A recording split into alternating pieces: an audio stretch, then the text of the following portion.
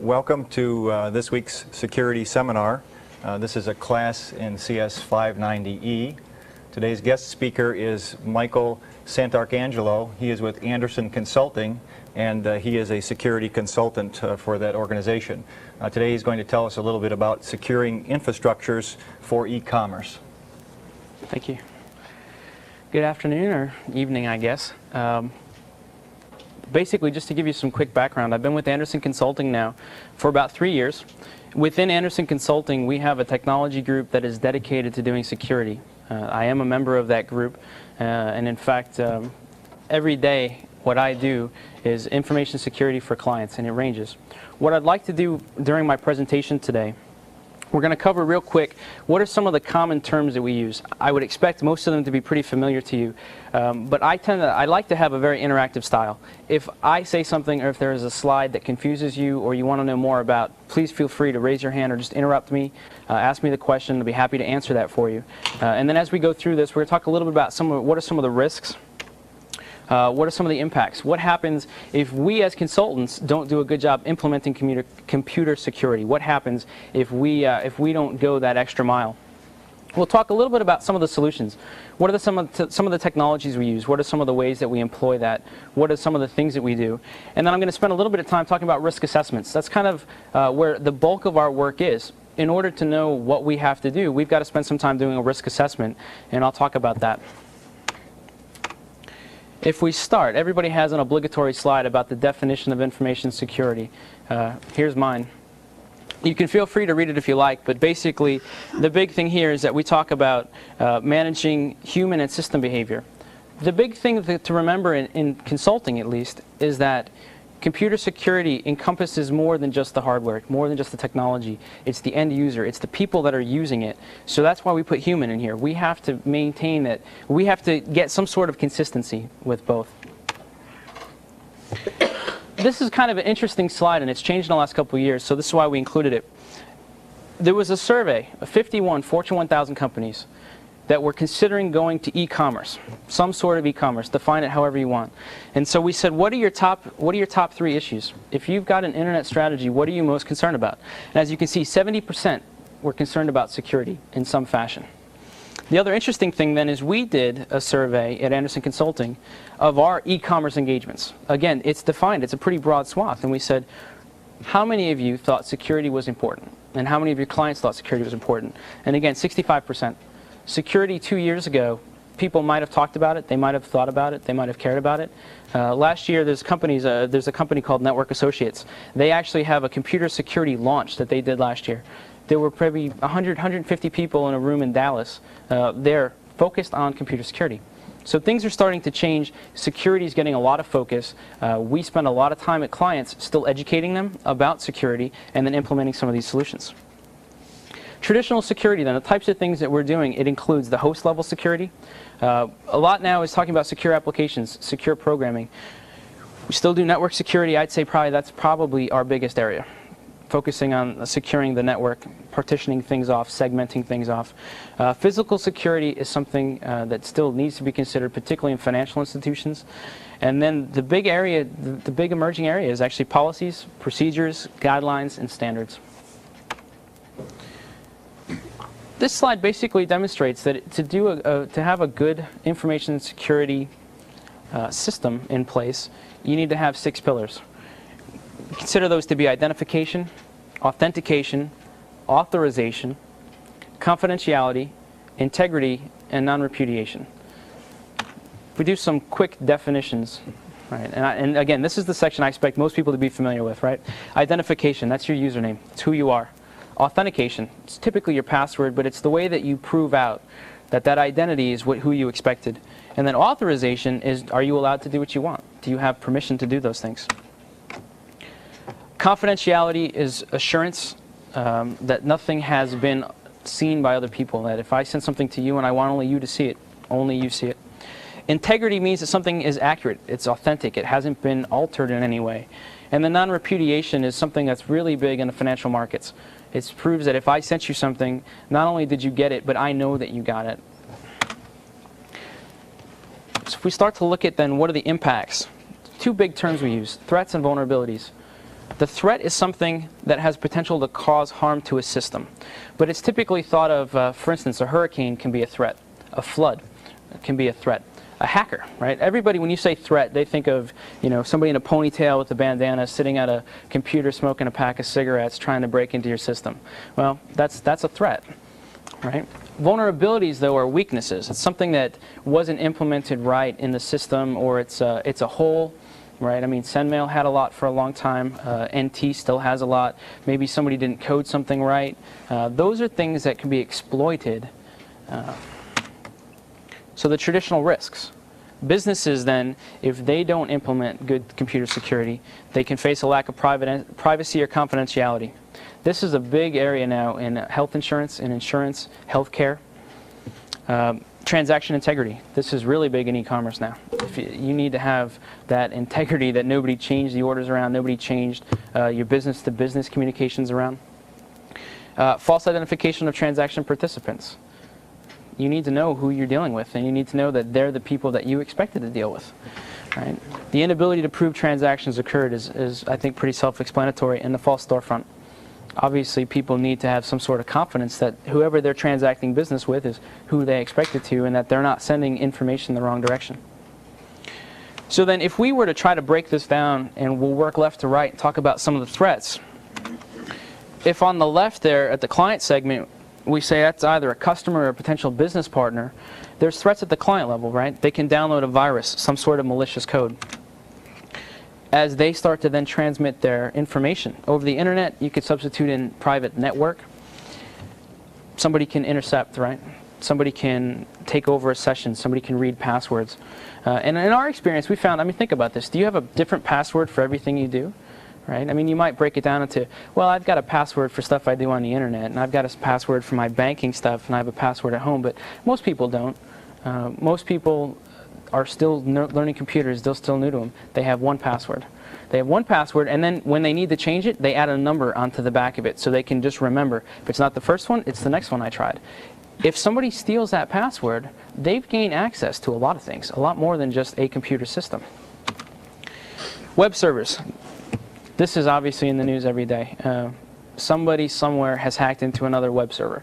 They've altered it. They've trashed it. It could be seemingly harmless. For some companies, it may actually rob them of all of their integrity. Somebody may no longer want to do business with them. They may not trust them.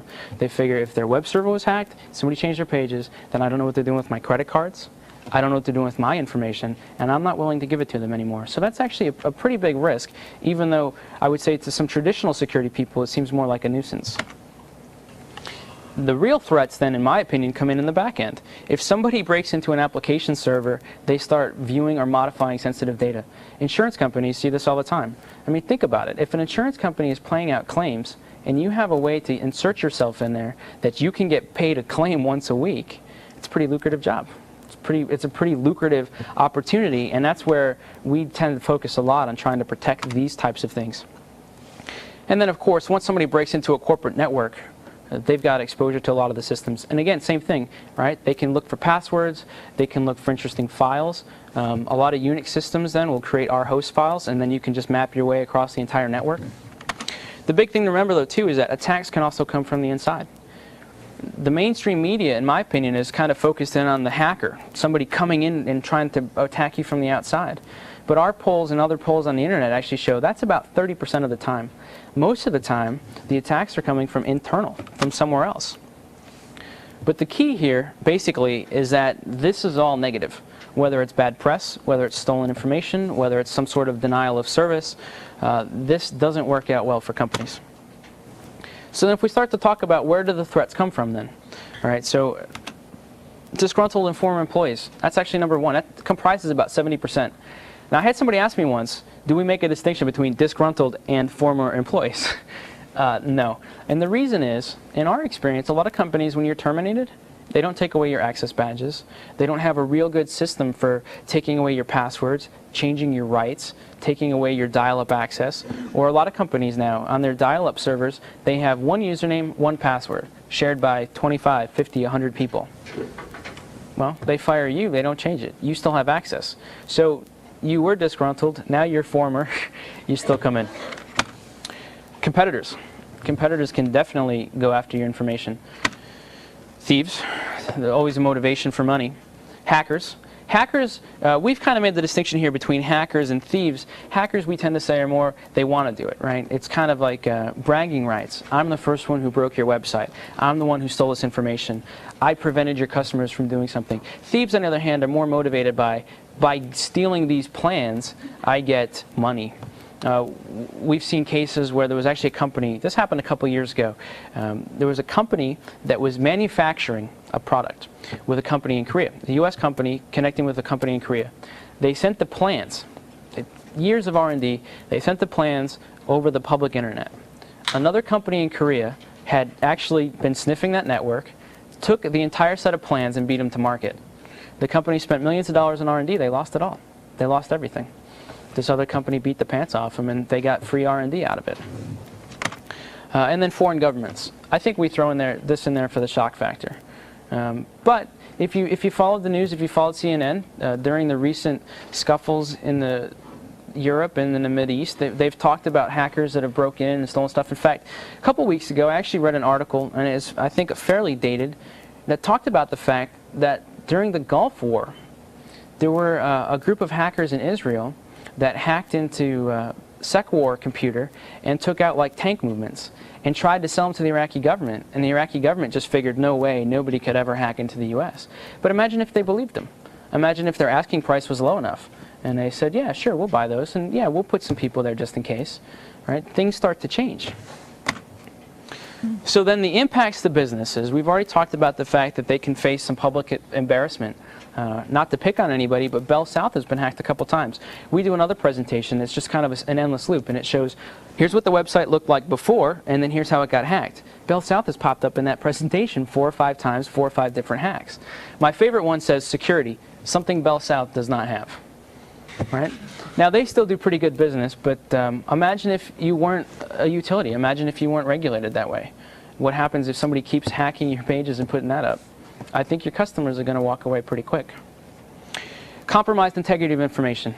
Obviously, this is going to matter. I mean, if you bought a book from Amazon and the wrong book shows up at your house, and this happens consistently, something's wrong. Something's not working well. So we need to try to protect those things. Fraud. Fraud will probably always exist. The problem is when we start to apply these things to computers, it's automated fraud. It's not going down to an office and pretending to be somebody you're not. It's not finding a way to bilk the system by writing a letter. It's finding a way to defraud the system automatically and systematically. And you can set it up to run on your computer, go to school, go to work, go on vacation, and you'll do fine. And actually, they catch most people in this situation because they'll work at a bank, for instance, and they'll say, okay, I'll take a hundredth of a penny every 100th transaction. And they think that'll be small enough. Well, that grows to about $1 million after a week. And people notice that. And they notice those types of things. Privacy, legal liability.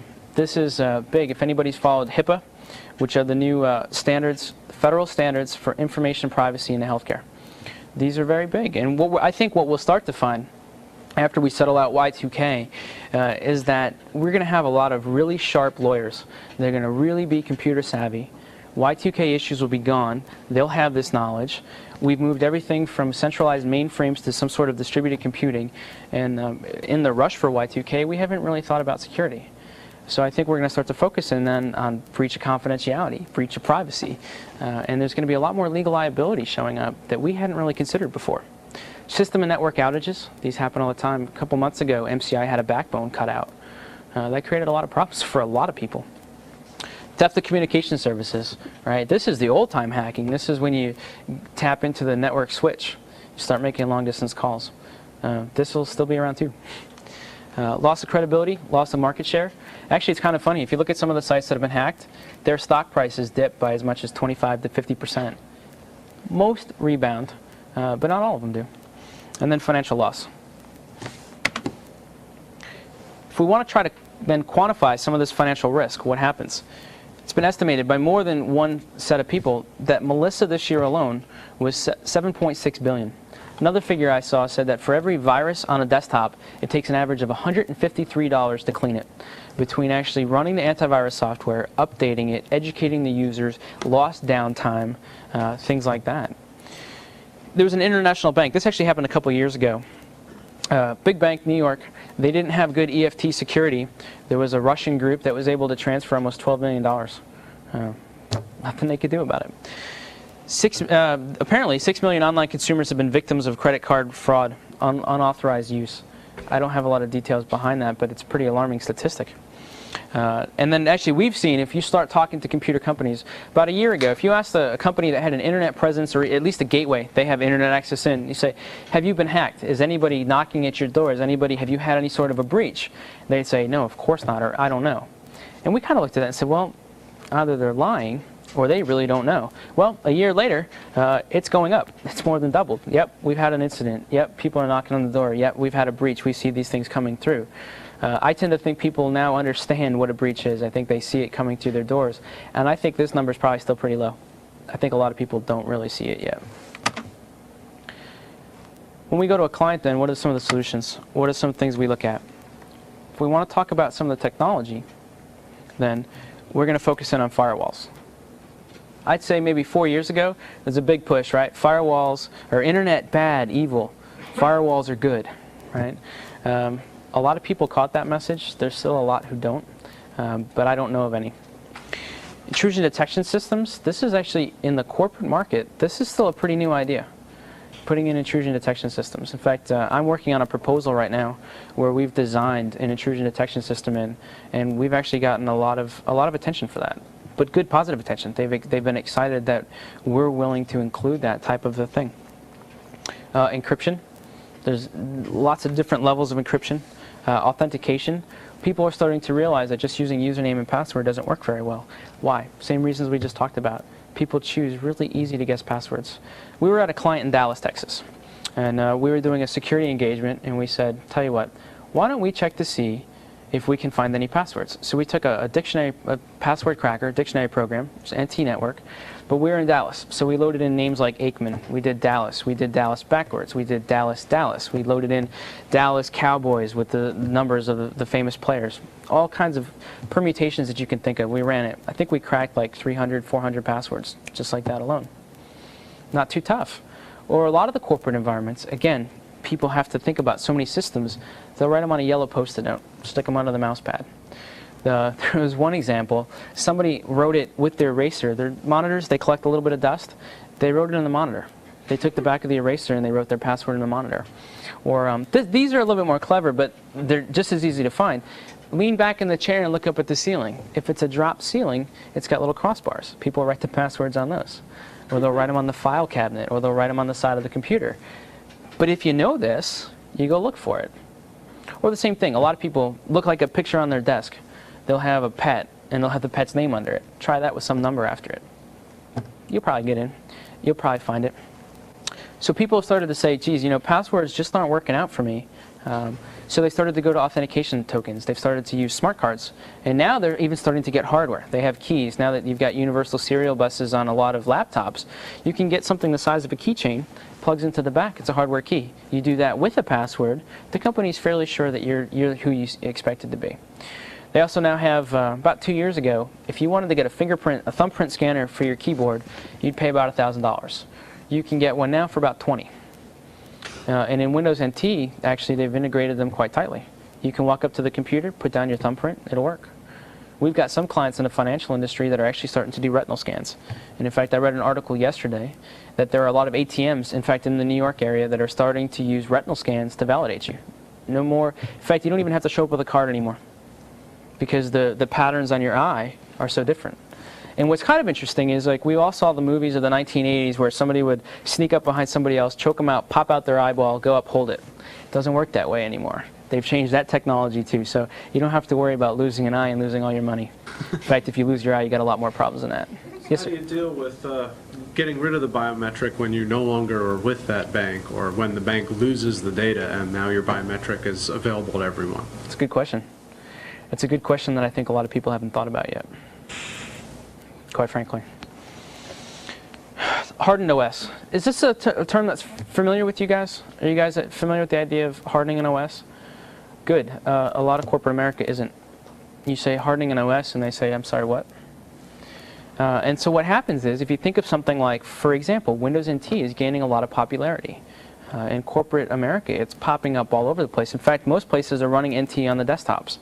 But when it ships with all services on and no security features turned on. Well, if you start developing on that, I assure you then, 2 days before they go to production, when they say, hey, do a security check for me, make sure everything's okay, and you say, well, get rid of this service, close this port, close this, turn this off, everything breaks. Everything breaks. And they can't figure out where. So hardening an OS is actually really important in the corporate environment. That's the #1 way to prevent most attacks. Web access control products. Is this something, again, familiar, not familiar?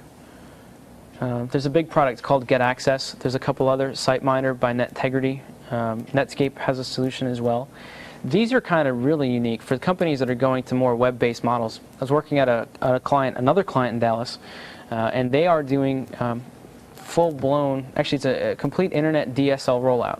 And their whole web management station is based on this web access control, because what it provided us was an opportunity that you can log in from anywhere. You can come in over the DSL connection. You can come in from a remote dial-up. If you're at a kiosk, you're traveling overseas, anywhere, you can come in, request the URL, and then it'll present you with a username and a password. And you can enter that. And it had support for digital certificates. It had support for hardware types of things. It encrypted everything that it sent back.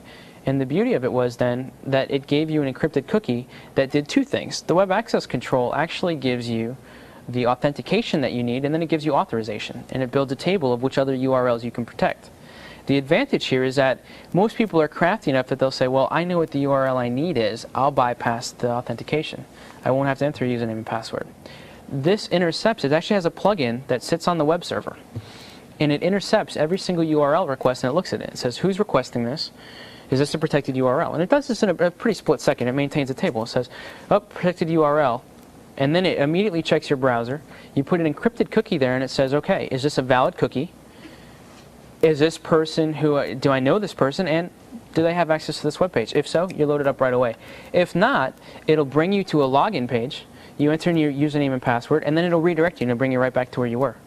What this also does then is that if you're trying to integrate a lot of different applications behind this one web interface, you can then actually pass off the variable of either username, some sort of ID, and you can pass it on to each layer of the application. And the person logs in just once. On the internet, that's a big plus. People like that a lot. And then virtual private networks. I would say in my experience, we're just starting to see a lot of these pop up. As the firewalls get more powerful, as the routing devices get more powerful, they get faster. We've seen lately, in fact, the client we're working on right now, we were talking about using IPsec to create a VPN from point to point with router encryption. It's the first client I've actually been on where they've seriously talked about doing that. So a lot of these things are starting to come into focus. I would say these are the big areas that we're focusing on right now. If we then talk about web architectures, e-infrastructure, the reason we say e-infrastructure now is because the infrastructure, there's an architecture and there's an infrastructure. And architecture typically applies to just hardware. It is just technology. And infrastructure, however, also applies then to the policies, to the people, to the training, to the level of education, to your strategy. We can still break it into 4 layers though. Traditionally, if we go build an infrastructure, our architecture is going to be built on client, a presentation layer, an application logic layer, and a data layer. Now in some circumstances you'll see the presentation layer and the app layer combined. In other circumstances you'll see the app layer and the data layer combined. I'm currently working on a proposal. We're providing a response. On Monday we had our application layer separate from our data layer. On Tuesday we had them together. On Wednesday we had them apart again. And when I left this morning we had them back together. So this is pretty much how most things look. If we look at the presentation layer then, the general attacks we'll face are pretty much denial of service attacks, because people are going to want to take down your web server. They're going to want to turn it off, or they're going to shut down your firewall. If you've got an old firewall, it won't be too tough for somebody to crush it, and they're going to try really hard. Or they're going to go for known web server vulnerabilities. Now, I don't think anybody's really paying attention. So how many people have actually looked at all the hacks that are available out there? Any of the sites? There's one I found the other day, something called What's It Running? It's a really simple utility, runs Windows, runs Unix. You just tell it the host name or the IP address, it'll come back, it'll tell you what OS, what version, if it has any hot fixes on it, if it has any patches. It'll tell you if it's running a web server, what version. If you know that, then you can go anywhere else on the internet and find out exactly what vulnerabilities they have. You can tell. I mean, it takes the guesswork out of actually trying to trash a web presence, right? So this is still a big problem. Or people will tend to go over NFS or some other weak protocol that people mount because it's convenient. That's the other thing too. The thing that we're facing is that computer security is changing as fast as computers change, but the corporations are still slow to embrace it. Right? I've often said selling computer security, convincing somebody they need computer security is kind of like selling flood insurance in Arizona. Maybe in Vegas, after they got flooded out this year, you've got a lot more believers. They got religion. But the guys in Arizona that live in the middle of the desert, they don't get flooded out. They don't see the need for it. If you're a bank, you're not going to report, I had a $10 million loss last year. Oh, we lost $1 billion. Why? People are not going to want to bank with you. They'll lose confidence in you. So people don't report these incidents, or they don't know. Same things we've already talked about. So what happens then is people get comfortable with the systems they've got. You've got an in-house IT department that says, I've got a web server, I need NFS on that web server because that's the only way I can ever get content on that web server. They're not willing to talk about other options. And then you've introduced a big vulnerability into your system. Where it gets interesting, though, is that in client-type situations, we don't always have the ability to say, well, sorry, I know that's convenient for you, but that's not the way to do it. We have to keep in mind who's paying the check, whose requirement is it, what's the balance, right? Computer security is a balance. This week on our proposal, we sat down on Monday and we said, all right, guys, take a whiteboard.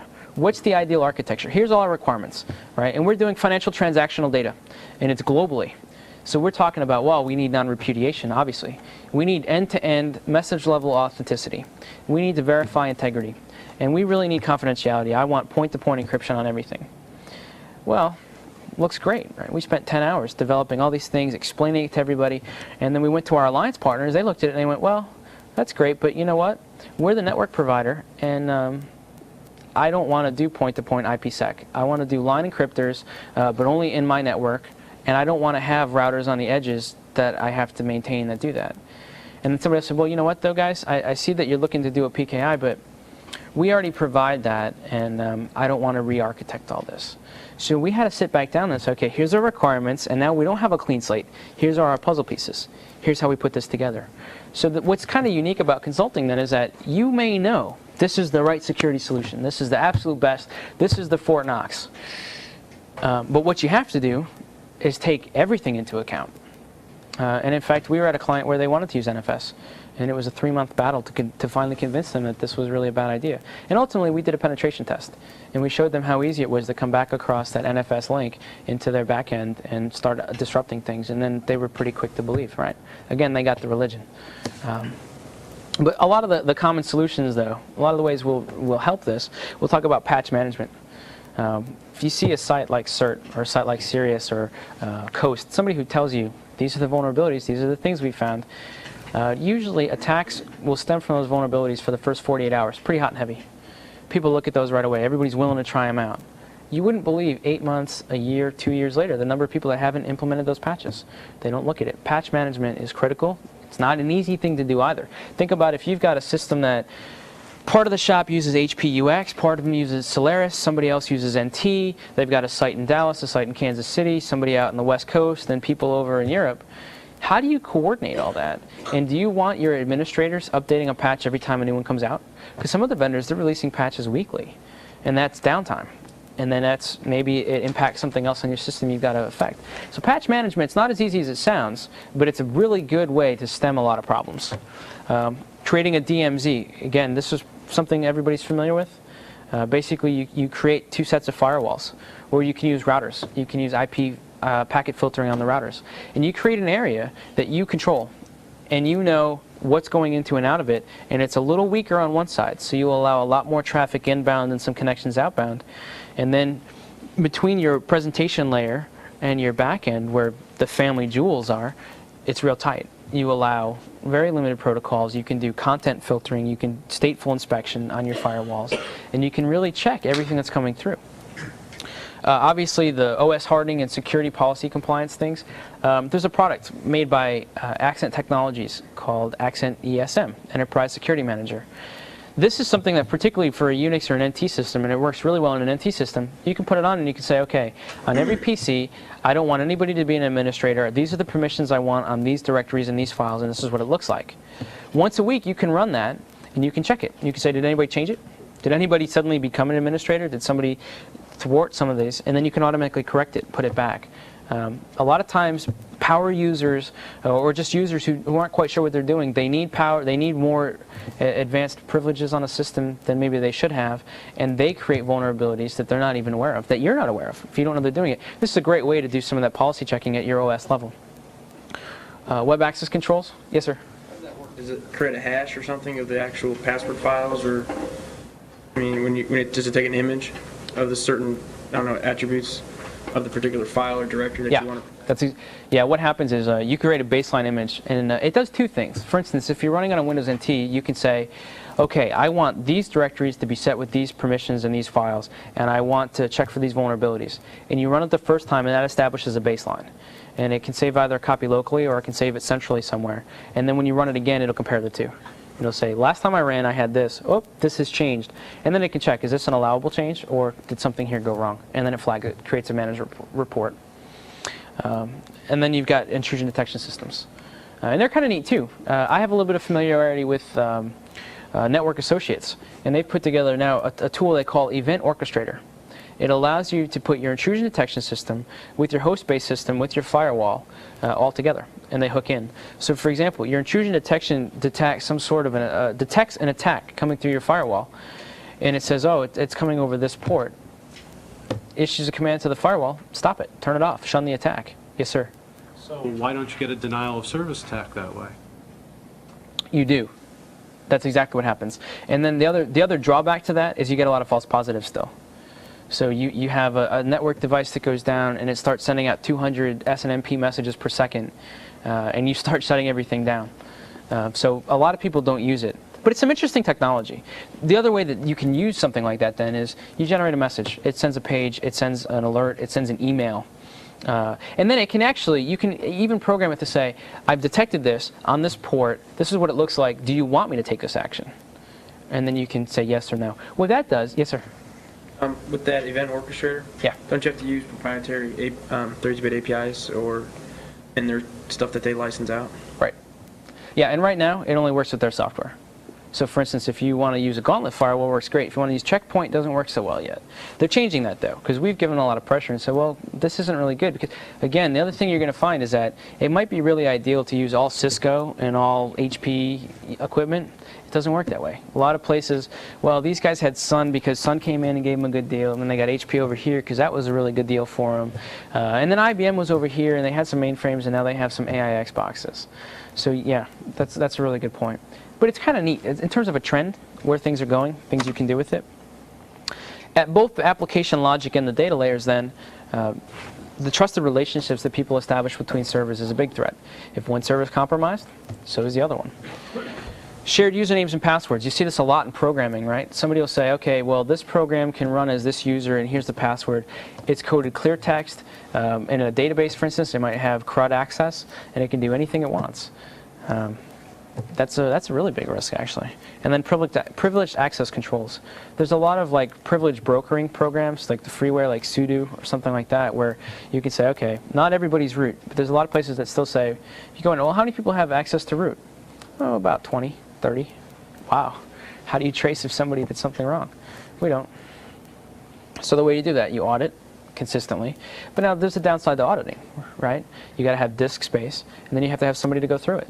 Even if you have a computer program that combs it, it still generates what? Smaller reports, smaller trends, but you still have to work through those. You still have to figure those out. Role-based access control is getting real big, or virus scanning. Big time still on your application servers and your data servers. You want to check for viruses, particularly if you're using Windows. So if we talk about some of the solutions then, same diagram we had before. On the client segment then, start to just use stronger authentication. I don't, quite frankly, see this happening all the time yet, but there's more of a trend to it. As the devices get easier to use, they get smaller. As the encryption schemes get faster, as the hardware gets more able to do this, more people take advantage of it. As it gets cheaper to deploy, more people will continue to do this. And then the big thing, of course, and this is actually fairly big, and this is fairly true to form, using encryption. If you're doing something over the web, obviously most people use SSL. But then at that point, you've got to consider what version you're using. SSL version 2 is still vulnerable to a lot of attacks. Well, a lot of people who launched a couple years ago, they used SSL version 2, they haven't updated. Because in their mind, why bother? I'm already protected, right? I'm using SSL. Or now that 128-bit is legal for export, people are still using 40-bit or 50-bit or 56-bit. And they're not using the 128-bit that maybe affords them some better protection. Creating multiple firewalls or establishing some sort of a VPN, and you can actually use your firewall devices now to do that. Obviously enhancing your web server security. Best way to do that, quite frankly, is to tighten it down. Don't run a web server with an application server, with a DNS server, and all these things on one box, because you made yourself more vulnerable. Obviously institute some good application level security. And then a lot of people now are starting to move towards PKIs. I think more people will adopt PKIs as the standards get more interoperable. As long as you've got an Entrust certificate and a VeriSign certificate and they don't play nice with each other, it makes it really tough for wide-scale spreads. But in the solution we're looking at, that's the best way that we can provide end-to-end integrity. If you sign a message with that digital certificate and then I can verify that at the end, that makes a lot of sense. So we picked the vendor and we said, great, this is our solution. A lot of companies that really need that level of integrity or that level of non-repudiation are really trying to go towards those types of things. And then, of course, that tends to throw in some sort of an LDAP server. But the thing to keep in mind here is that it's not just a technology approach, right? You've got policies and procedures that need to be covered as part of the monitoring. So if you do that auditing, if you have web server security, you need to monitor that. You need to have a policy. What is your policy on web server security? What do you allow and what do you not allow? Do you allow FTP? Because a lot of places still want to use FTP. So you need to have a policy on that. Do you allow it in certain circumstances, to certain addresses? The last client I was at in Dallas, where we were doing the internet rollout, we allowed FTP for the admins, but it had to come from a certain host address, only over a certain port, only to another computer. Now, is it fail-safe? No. I mean, somebody could technically spoof that. They could come in and they could fake that. But the likeliness of that happening is a lot less than just saying, no, you can use unrestricted FTP, go ahead. The big thing to remember here then is that a lot of these weaknesses are actually created when somebody says, yeah, we got a firewall, we don't have to worry. For the longest time, that was the silver bullet. I put a firewall up, I'm protected, I don't have to worry about anything. And they didn't worry about the rule sets. They didn't worry about checking it. They didn't worry about monitoring it and updating the patch revisions. So maybe that doesn't help. So you don't want to create a false sense of security from your architecture. So to give you two examples here, and I'll try to keep these brief so maybe we can do some better questions later. If we had a large German bank. Our challenge then was to roll out large-scale telephone and internet banking tools. So how do we do that? So our solution basically was to design security into the solution from the beginning. So on the right are some of the things that we learned, right? 40% of the budget went to security alone. They were a bank. They were very, very risk-averse. They, in fact, after we got almost all the way done with this, they brought in another firm to do another audit on top of ours and another risk assessment. They were that paranoid about it. So they were willing to give a lot of the budget for this project to the security. The thing we figured out pretty quick is that the operators, the users, the administrators have to have these skills too. So you've got to budget that in, and you've got to start developing them early on. You can't say, okay, we go to production on Tuesday. All right, guys, ready for your first class on how to administer this? It doesn't work that well. They had about a 60,000 user cutover, so this was actually pretty big. And then they reused the architecture. They basically found another architecture that worked well, and we were able to bring that in and modify that. What we basically did then was we went with a browser-independent application. In Germany, they used 128-bit SSL. They used a firewall. They used some proxies for secure communication. And then they added in the intrusion detection system with centralized auditing. This is the one we were talking about before. This is the Axent system. So it would basically run a regular scan. And then what they did was instead of keeping each server and each host computer with its log locally, it copied them centrally. And then they wrote a program that went through and it parsed those audit logs, and it had certain thresholds. If you find this on this type of computer, this is a problem, and flag it. And then it told somebody, and then they could take corrective action for it.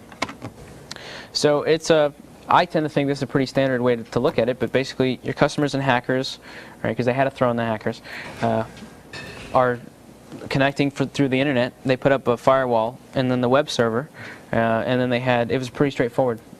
Nothing fancy here. And this is basically your basic eInfrastructure architecture.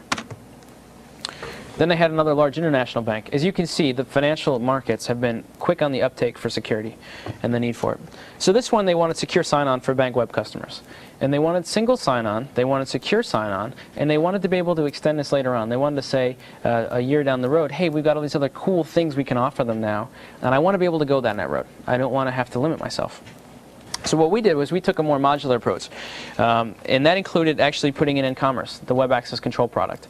Because with that, we could create an environment, protection at the URL level, and in fact, the way Get Access works is kind of unique. It protects at the URL level, and then on the actual page, so you can say, okay, anybody coming to this URL needs to have this, needs to be in this group, or they need to be this role, and have this permission. But then you can actually then specify that down to the field. So if it's a form, you can say, well, only if you're an administrator can you fill out this form, or this part of the form. So anybody can fill out this request, and only an administrator can approve it. But keep in mind that all happens at the URL level. So then it can pass off usernames and other information to your application levels, and then they can administer their own level of security. This was a really modular approach. They've been improving it a lot. In fact, I think in the latest part of it, they're putting in a more Corba-based architecture, which will give them a lot more expansion in the future. Currently, it's just run, it's got a local Oracle server. It's called a registry. It can run on Oracle or Sybase. It typically runs on Oracle, and it just keeps a list. Here's a user, here's a username. Here's the roles they're in. Here's what the roles are, and it's a relational database. It can use, they used RSA encryption on this. The encrypted cookies for single sign-on, that's part of what Get Access does. Typically, our installations of Get Access will use a non-persistent cookie, and we'll encrypt it. It is, however, encrypted proprietarily. So if you want to say, hey, you know what, I'll throw extra information in that cookie, it doesn't work yet. Only Get Access, and they won't share with us, obviously, what that encryption is. But we're fairly certain it's secure enough that somebody's not going to just routinely hack it and break it. And then actually all the passwords and all the usernames, they're actually encrypted in the database that it's stored. And you can choose that encryption. And that's what they used, the Oracle to create that registry, and then they used LDAP to store the data. This slide basically shows, my point with this slide for you is that security is more than technology. Right? We need strategy. We need to align the people. You need to use the technology, and you need to have a processes. And the best way that this would really start is you work top down. You say, okay, I need to have a strategy. What is my security strategy? What are my goals? Where do I want to go with this? That feeds into the people, the processes, and the technology pretty equally. Once you've got a strategy, you can say, oh, great, this is the technology that helps me meet the strategy, and I'm going to pick this technology because I know I can teach my people how to use it. And I know that the people that will use it will understand it's intuitive and it's great. And then you have to have processes. Processes for education, for maintenance, for installation, for upgrades, all the things we've already talked about. But basically, if we want to deliver good quality infrastructures, good quality solutions, we have to include a holistic approach to security. These are like big lessons learned. They may seem kind of rudimentary, but I'll tell you what, this is pretty much the key right here. You take that holistic approach to security, and if you plan it from the beginning, more times than not, and this is changing. I'm actually really happy to tell you this is changing. The first couple times we went to clients, we didn't hear, oh great, the security guys are here. We heard security. Like building security? What kind of security are you guys? And then they went, all right, well, we go to production on Thursday of this week, so can you check everything out for us? Yeah, we've been building this for 4 years, but we think we're pretty good. They're not. They never are.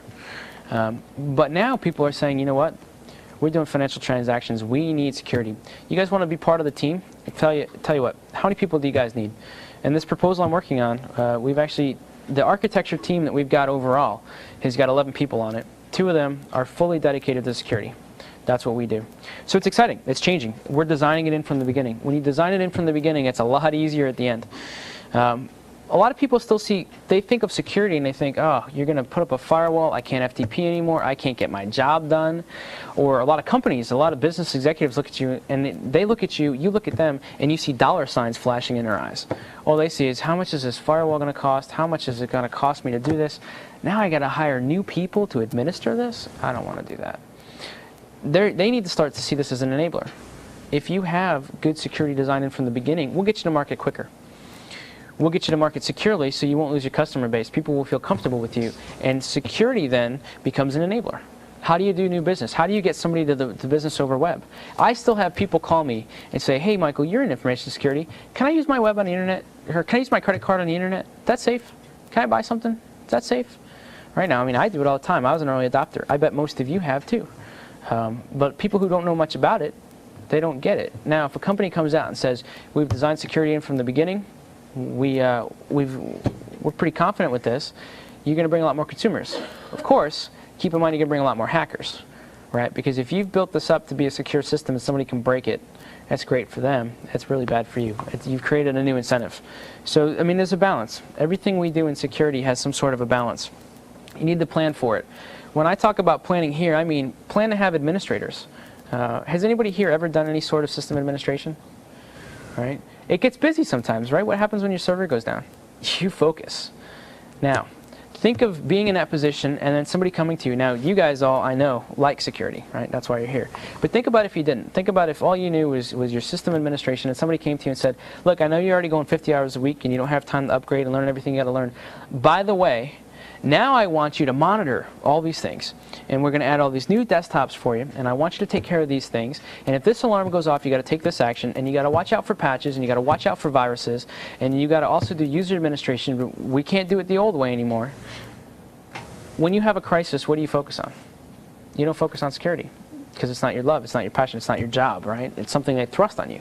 When you plan appropriately for security, that means plan to have the right people, plan to use the right technology, plan to think it through. And then use established frameworks and methodologies.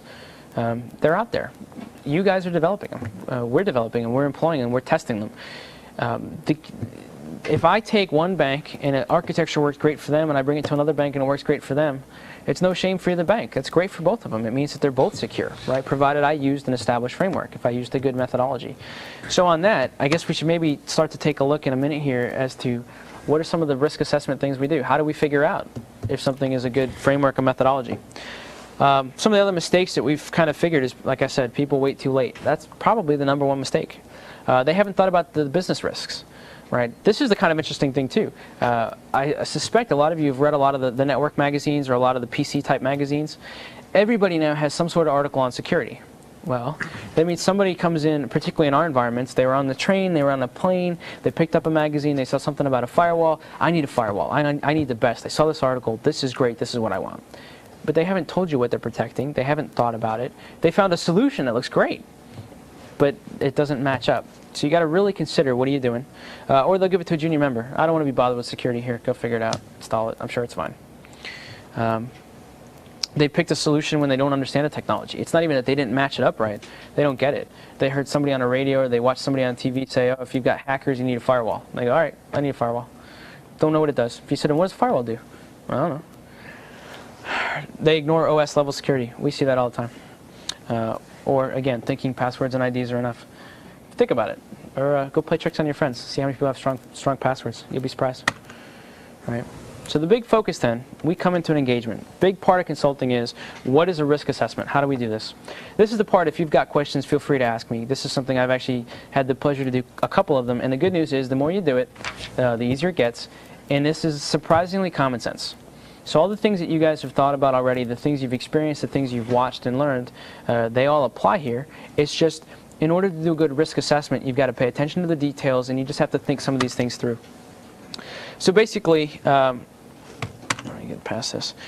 You want to evaluate threats to business assets. Right? You need to know what you're protecting. And that lets you put in the right solution for the right client. You then want to start to figure out what are the weaknesses, what are the vulnerabilities, and what are your threats. For example, banks are going to have very different threats than a mom and pop store who just wanted to be able to order milk online. Somebody's real motivated to get into that bank to get money.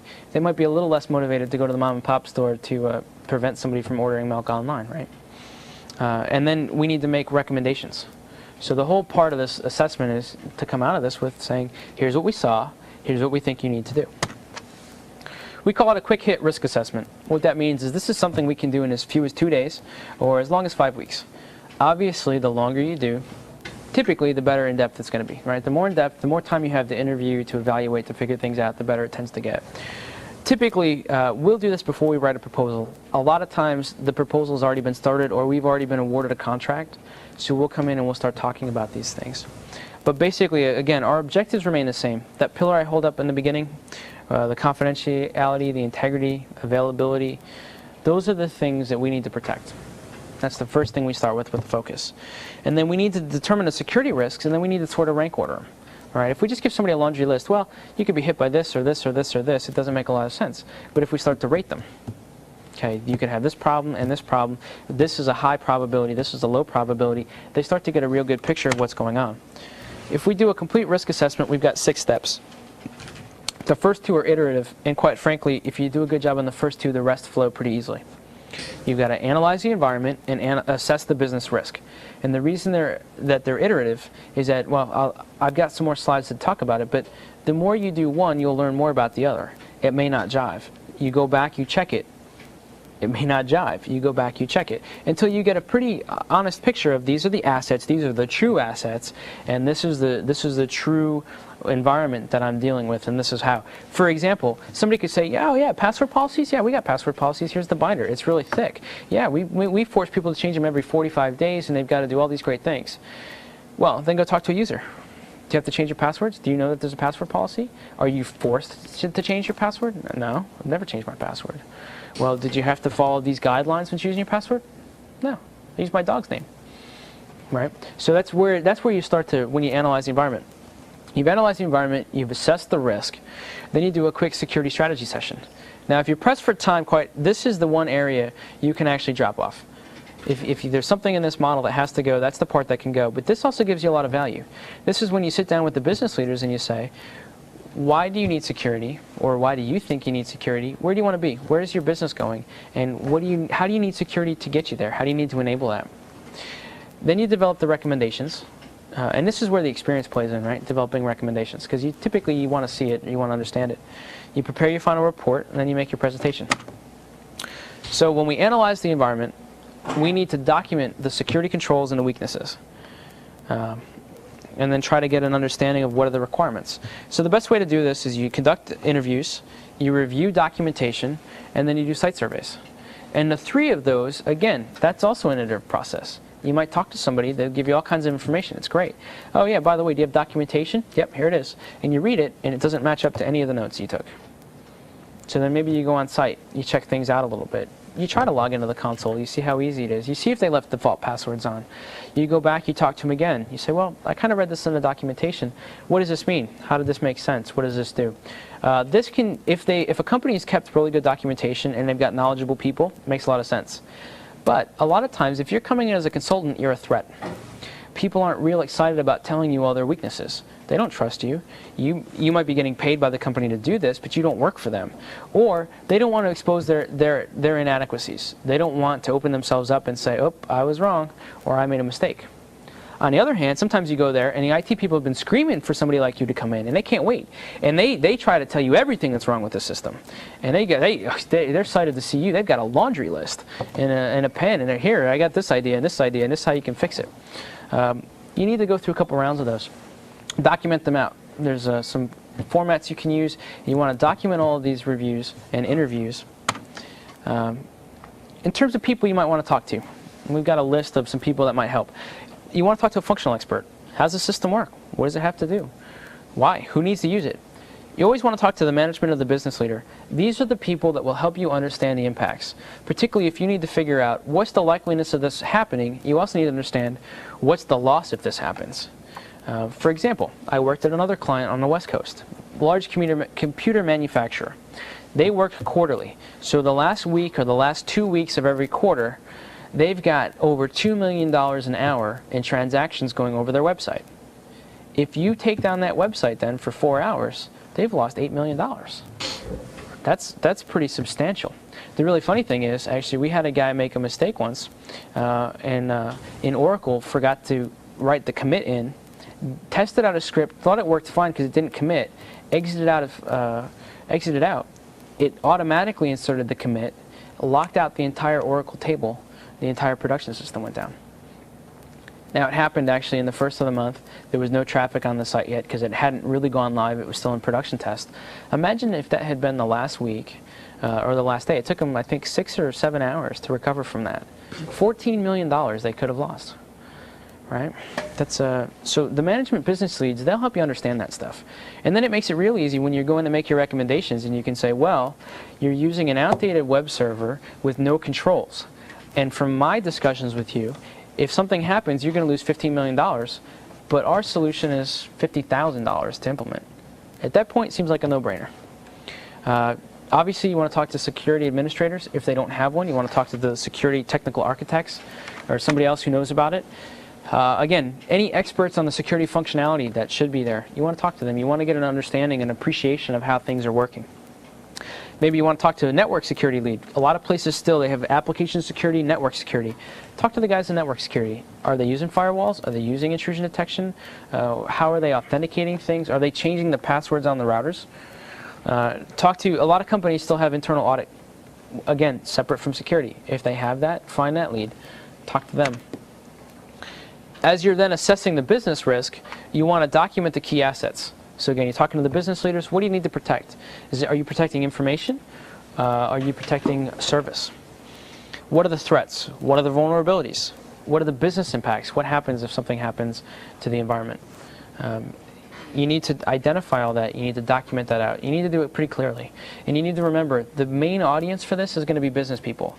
So you need to qualify this in business terms. And then at the end here, you do a quick debrief session. And the best thing to do, I've found, is you get all the players, all the leads into the same room. So you get your network guy, and you got your application guy, and the business guys, and everybody else you interviewed, and you get them all in, and you kind of show them your findings. And if you found a lot of really interesting things, you need to be really careful.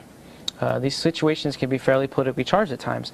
But by doing that, by having everybody in the same room at the same time, and going through your documented results, they start to get a better picture of what they've seen. Because you're not tied to any territorial wars. You're not tied to the way that they've always done business. And you can sit down, and if somebody says, no, we don't do that, well, then the guy who told you they did can back it up. And it gives them a chance to dialogue, and it gives everybody involved a chance to understand what the next steps are.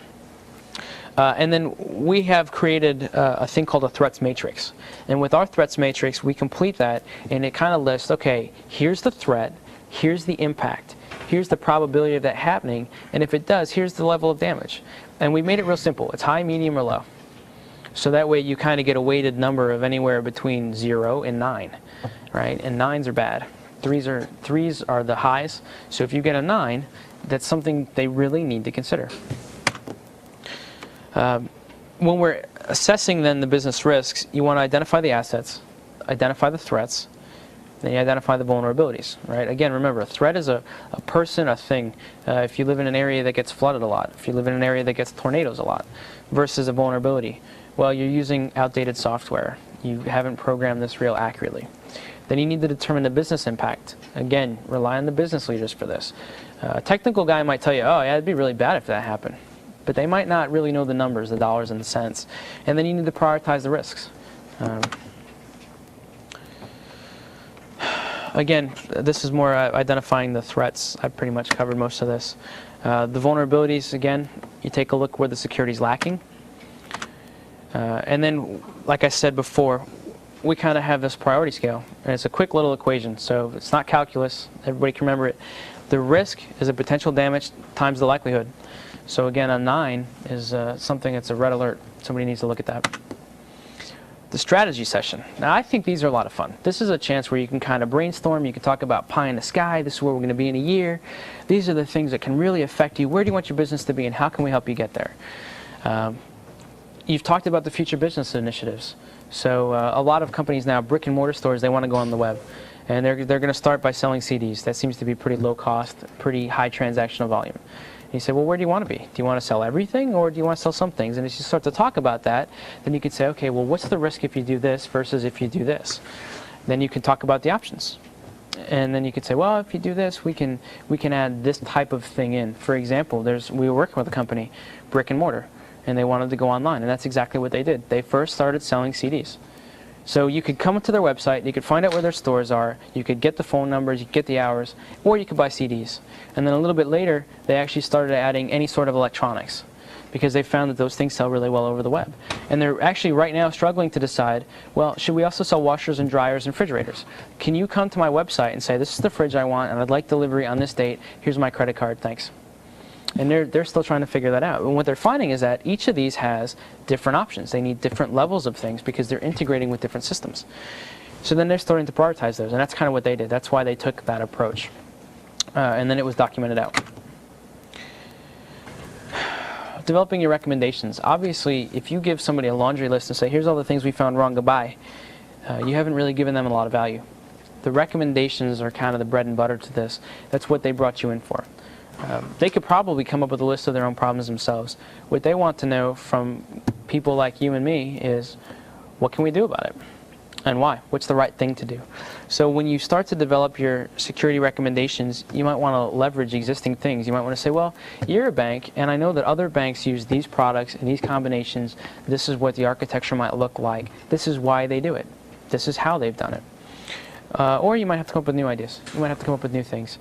But then you kind of explain it too. Here's the threat, here's the likeliness, here's how you can protect against it. And then you generate a management report. You want to turn over the interview notes. So keep in mind when you're taking the notes, don't write things like, this guy's a weirdo, how did this guy ever get a job? Or if you do, don't turn that over. The threats matrix, you can create some sort of a scorecard. For business leaders, it's really good. In fact, what we like to do are like the consumer reports bubbles, fully shaded in, fully open, half, or shaded across. And it kind of gives them a really good picture of, here's how you're doing, here's your scorecard. Or you can do like a sliding scale. Not so good, really good. And you can kind of assess relative to other clients, or relative to the industry, or relative to where you think you should be. And that's an exercise that works out really well. You sit down with them, you say, put yourself on this map. Where do you see yourself? Why? Why do you see yourself here? And then you sit down with them after you've gone and you say, well, we put you here, and we put you here, and here's why. And here's how we did that. And it gives you a really good discussion point, but it's visual. And they can see pretty easily, oh, well, if I want to increase security here, I just got to slide it over. And then you can say, yeah, and that is some amount of money, some amount of time, some amount of hardware. And then you can do some proposal inserts, or you can make some slides for them. You can kind of show them, here's what it would look like. Here's the types of things that we would do. But keep in mind, even if you do a risk assessment, you're probably going to come back with a lot of technical controls. Those technical controls may not work if they're not properly implemented, or if they're not properly maintained. So again, the passwords. I keep coming back to the passwords because you wouldn't believe how easy it is to guess passwords. How easy it is to guess passwords on things like routers, on things like DNS, on like DNS servers, on things like NT servers. I mean, mainframe, not mainframe so much, but NT servers that are a crux of an operation, and they have weak passwords on them that never change. Or a lot of people have multiple mechanisms. Well, I've got intrusion detection, and I've got a firewall, and we use encryption. Nobody monitors it though. Nobody maintains it. Nobody checks the logs to see if anything's happening. Basically, what we find is that adequate protection requires policies, it requires planning, it requires ongoing administration, and it requires a technical control. Questions? Thoughts?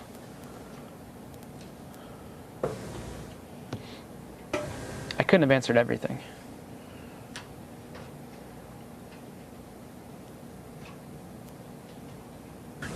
Yes, sir. Your viewpoint on deregulation, the encryption, or not? The actual guidelines aren't supposed to be released till December, and a lot of people are jumping the gun. Do you think that's premature to do so? Yeah, I think making a snap decision that fast is probably premature. I think it's a good idea, though. I think that encryption solves a lot of our problems, right? And I think that what we found is that as computers get faster, encryption algorithms get longer, they get stronger, they also get easier to break. So I mean, the old 40 and 56-bit encryption just doesn't cut it anymore. So 128, I think it's a good step in the right direction. Absolutely.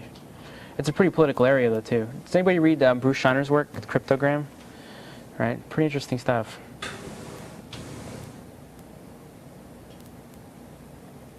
Thoughts? you can ask me any questions about consulting or what it's like in those environments.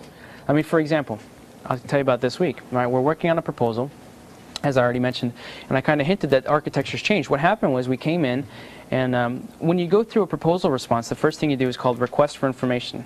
You submit a response. So at that point, you kind of do a really high level, these are all the things we're going to do.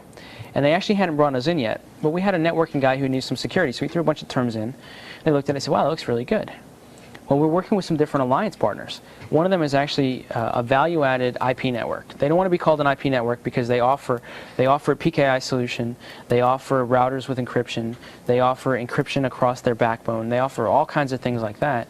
And then we've got another one, which is actually a banking company, and they offer a great client base, and they are already authenticating all of their customers using a PKI solution. So all of this comes together. So on Monday we were told, guess what, guys, the whole solution is going to change, don't worry about it. Get the whiteboards out, draw up everything you want. So I was serious. We took 12 hours. We knocked ourselves out. We said, well, what do we need? Okay, well, we're doing transaction data. We need integrity from start to finish. And we need to be able to authenticate that nobody along the way messed with this message. And we need to know that this user is who we said it was, because this is going over global borders. We designed all this stuff out. We were really excited about it. We found a way that we didn't have to impose security on all kinds of people, but we could meet our requirements. We're kind of excited about it. Our boss went to a meeting, came back and said, well, guys, I got news for you. They really, really liked your architecture, but it's not going to fly. Because the company that operated the network wanted to use their PKI solution, not ours. And they didn't want to do IPsec encryption across the entire network. They wanted to just use the line encryptors across their backbone. Back to the drawing board, changed it again.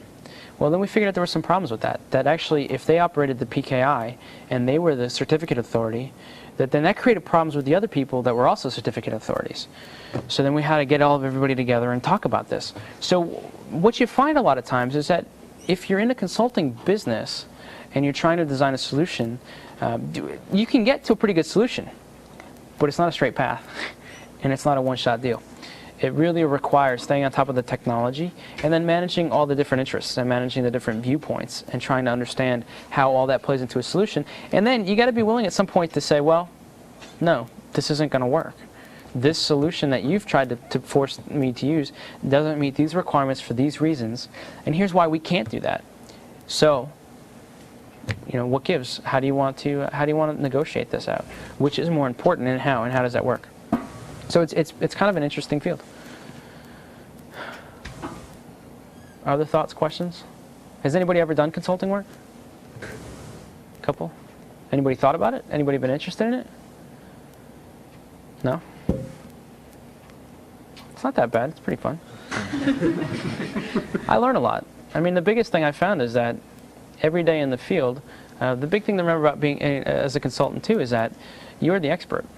So when somebody comes to me and I'm the lead of the security team, they expect me to know the answers.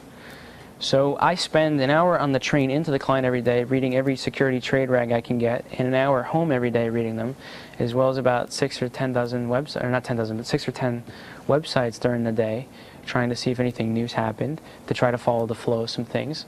In fact, a couple of us actually just got some old laptops. We installed Linux on it ourselves, and we said, well, if I was a hacker, or more importantly, we said, if I was a kitty script runner, what would I do? What would I load on that? Why? How would I do it? What sites would I hit? What would I use? So that way we have an intimate knowledge when we go to talk to the people. So instead of just saying, well, yeah, I've installed a firewall like this before. This is why you do it. We can say, yeah, and let me show you what happens if you don't do it this way. Let me hook up my laptop here. Boom. I can show you what that looks like. This is exciting stuff because every day I'm learning something new. And I'm learning business models at the same time. So for me, it's experiential learning accelerated. My learning curve is kind of going like this every day. And in the security space, what's really exciting is the technology is changing every month. Every month, there's something new we've got to worry about, some new reason to do it, some new product coming out. Some are good, some are really not good, but they're popular. And we've got to try to figure that out. And that's, for me, that's pretty exciting. That's a really neat part of consulting. What's not so neat is when something doesn't work out right. Yes, sir. You mentioned that you head in the journals and websites. Could you mention a couple of the journals and sites that you find really useful? Sure. One of the sites I check out every day is Hacker News. Has anybody seen that site? www.hackernews. I think it's .com. That site's kind of neat because they give some commentary. which quite frankly I find amusing.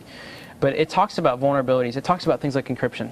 And what it does is it's basically a news portal. It'll culminate from all sorts of other sources, things that are happening. I usually hit that one every single day.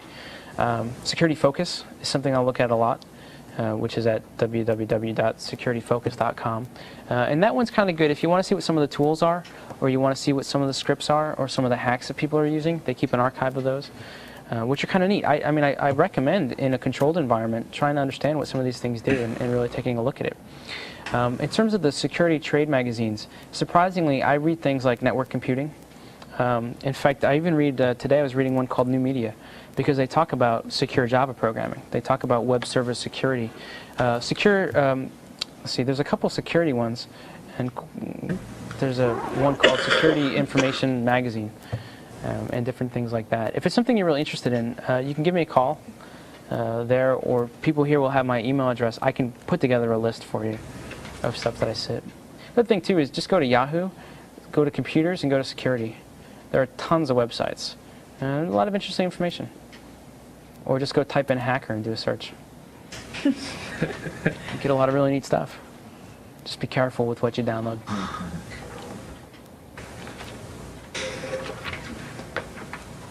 Any other questions? Well, thank you very much for your time. If you do have some questions later, oh, I caught you. If you have some questions, if you want to know a little bit more about what consulting's like, or you want to bounce some ideas off me, feel free. My telephone number is listed here. I'll make sure that I leave some cards behind, so if anybody has any questions, please don't hesitate to call me. Thanks, guys. Have a good night. Enjoy your weekend.